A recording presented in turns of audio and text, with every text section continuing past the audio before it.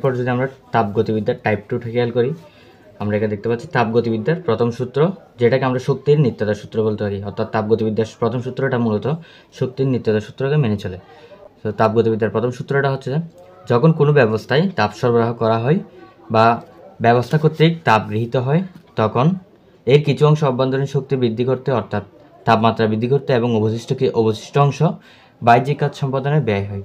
এখানে আমরা যদি দেখতে পাই, মনে করি এটা একটা সিস্টেম, এই সিস্টেমের উপর যদি আমরা ডিকিউ পরিমাণ গৃহীত বা বর্জিত তাপ শক্তি যদি প্রদান করি, তখন এটি থেকে কিছু তাপ এখান থেকে কিছু হিট বের হবে, অথবা আর কিছু অংশ কাজে রূপান্তরিত হবে। অর্থাৎ এখান থেকে কিছু তাপে রূপান্তরিত হবে আর কিছু অংশ কাজে রূপান্তরিত হবে।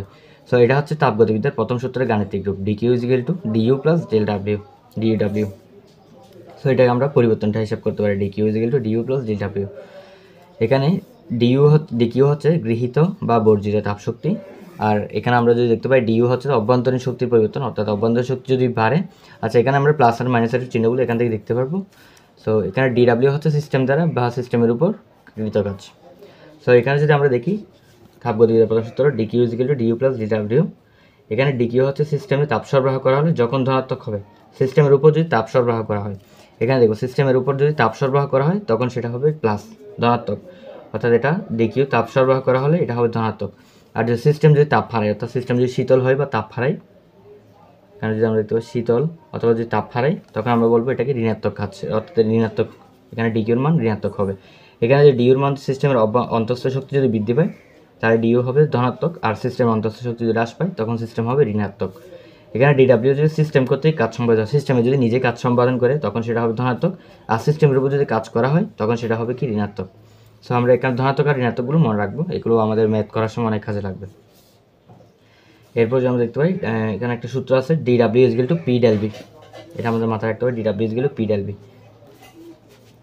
তো এটা যদি আমরা লিখি, ডিডাব্লিউ ইজ ইকুয়াল টু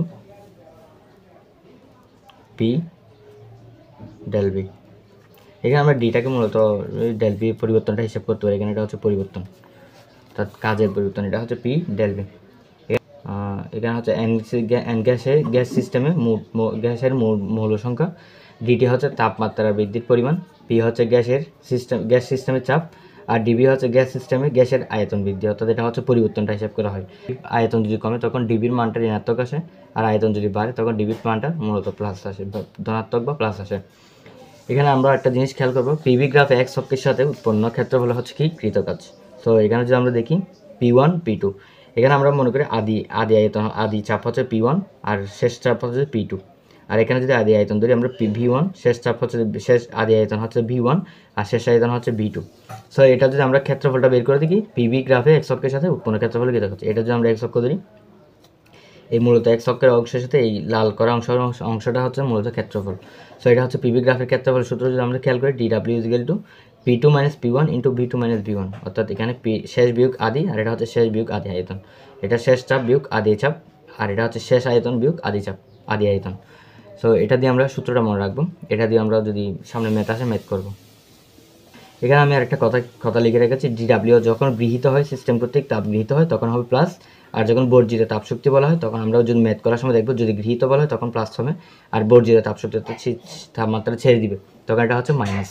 আর এখানে যদি ডিডাব্লিউ অভ্যন্তরীণ শক্তির পরিবর্তন হিসাব করি, এটা হচ্ছে যখন অভ্যন্তরীণ শক্তি কখন বাড়বে, যখন সিস্টেমের অভ্যন্তরীণ শক্তি যখন বাড়বে তখন প্লাস, আর যদি কমে তখন হবে হ্রাস, তখন মাইনাস হবে। এরপর আমরা যদি খেয়াল করি, সিস্টেম দ্বারা যখন কাজ হবে বা সিস্টেমের উপর যখন কাজ হবে, সিস্টেম দ্বারা যখন কাজ হবে তখন এটা প্লাস হবে, সিস্টেম নিজে যদি কাজ করে, আর যদি সিস্টেমের উপর কাজ করে তখন এটা মাইনাস হবে। তো এরপর যদি আমরা দেখি, সময়তন প্রক্রিয়ায় সিস্টেম কর্তৃক গৃহীত তাপ কিউ হলে অন্তঃস্থ শক্তির বৃদ্ধির পরিমাণ কত? অন্তঃস্থ শক্তির বৃদ্ধির পরিমাণ হবে, এখানে আমরা যদি দেখি সময়তন, এখানে আয়তন হচ্ছে 0, অর্থাৎ ডিবির মান হচ্ছে 0, সময়তন যেহেতু বলা হয়েছে তখন আমরা যদি প্রথম এক নম্বর প্রশ্নটা খেয়াল করি, এখানে ডিবির মান হচ্ছে 0, কারণ এখানে আয়তনের কোনো পরিবর্তন হয়নি, সময়তন প্রক্রিয়ায় আয়তন সমান 0 থাকে। প্রক্রিয়া সিস্টেম কর্তৃক গৃহীত তাপ শক্তি কিউ হলে, গৃহীত তাপ, এখানে আমরা বলছি গৃহীত মানে কি প্লাস, তখন আমাদের এটা মনে রাখতে হবে, এটা প্লাস মানটা, অর্থাৎ ডিকিউর মানটা হচ্ছে প্লাস। কিউ হলে অন্তঃস্থ শক্তি বৃদ্ধির পরিমাণ কত হবে? তাহলে অন্তঃস্থ শক্তি আমরা যদি বের করি, আমরা জানি DQ equal to D U plus DW. এখানে আমরা একটা জিনিস খেয়াল করবো, ডিইউ প্লাস ডিডাব্লিউ সমান কি জানি আমরা, ডিডাব্লিউ সমান P del V, P del V. এখানে যেহেতু ডেলভির মানটা শূন্য, অর্থাৎ আমরা এখানে জানি ডেলভির মানটা শূন্য, তাহলে পির মানটা এটা পুরোটা শূন্য হয়ে যাবে, অর্থাৎ DW এর মান শূন্য হয়ে যাবে। আর এখানে DQর মানটা হচ্ছে কি প্লাস, সুতরাং DQ is equal two DU। অর্থাৎ এখানে বোঝা যাচ্ছে অভ্যন্তরীণ শক্তির পরিবর্তনটা হচ্ছে মূলত এখানে কি তাপ শক্তির অন্তঃস্থ চাপ শক্তির বৃদ্ধির পরিমাণটা হচ্ছে মূলত গৃহীত তাপ শক্তির পরিমাণ সমান।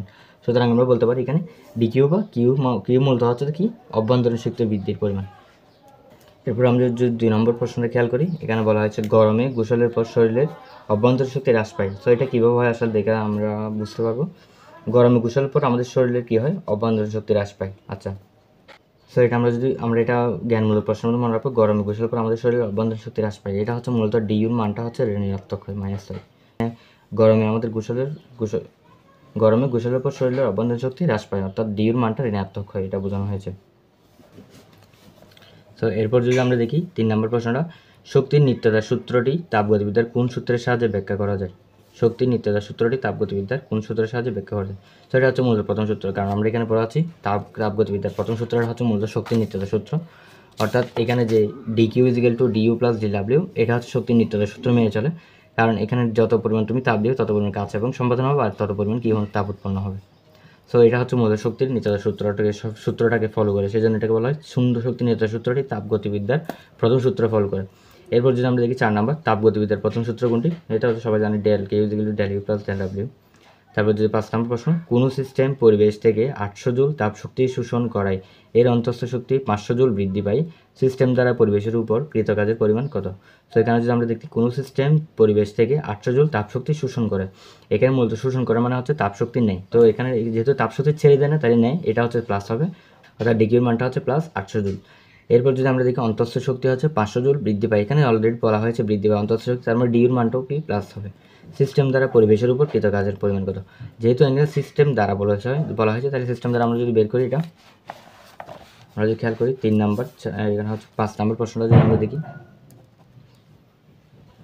800 জুল তাপশক্তি শোষণ করাই। আচ্ছা, তাহলে আমরা যদি লিখি DQ = DU plus del W, DU del W plus DU বা DU প্লাস ডেল ডাব্লিউ লিখে আছে। সো এখানে যদি আমরা দেখি, এখানে ডিগ্রির মানটা হচ্ছে 800 জুল প্লাস 800 জুল = এখানে DW এর মানটা আমাদেরকে বের করতে বলছে, তাহলে DWটা আমরা এদিকে রেখে দেবো। আর DUর মানটা হচ্ছে কত?